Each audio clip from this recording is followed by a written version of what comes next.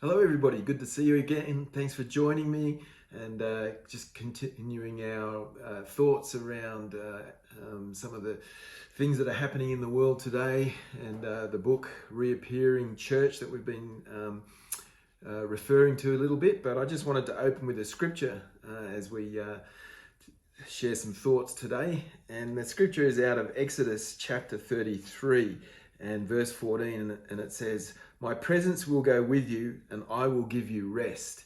And I love that thought that rest and presence of God are kind of somehow linked intrinsically together. And as we continue our thoughts out of Reappearing Church, we're up to chapter 6 of Mark Sayer's book, and he talks about how secularism is the absence of the presence of God.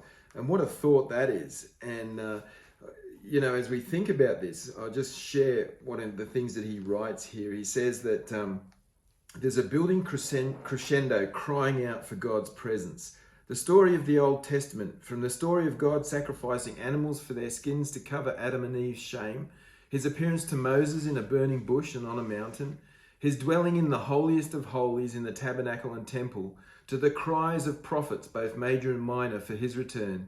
This is the story of God's plan to flood the world with his presence. It is also the story of saints, prophets, and kings, a building crescendo of contending prayer, crying out for the return of his presence, a remnant that could not tolerate any longer the failed reign of human flesh that longed for God's holy rule and dominion. The presence of God. And one of the things that I've been so grateful for over all these years that I've been walking with God is that we're part of a movement. I've been part of a movement that hungers for the presence of God.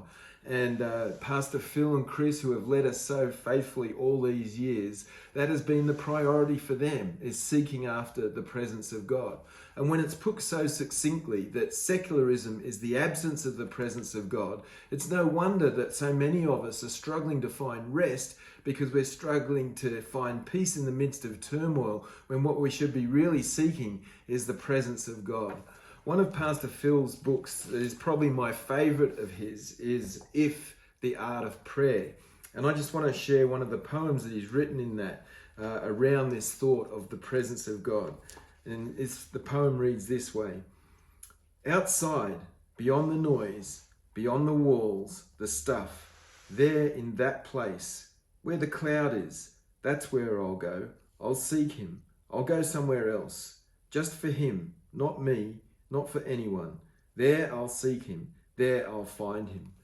My encouragement to you today is to find rest in the presence of God.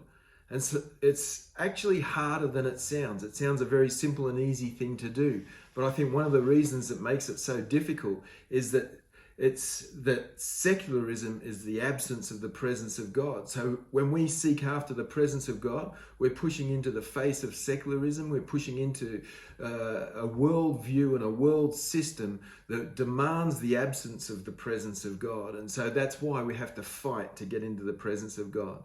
So my encouragement to you today, as we just share these thoughts, is go after the presence of God. That's where you'll find rest. God bless you. Have a great week, and we'll see you soon.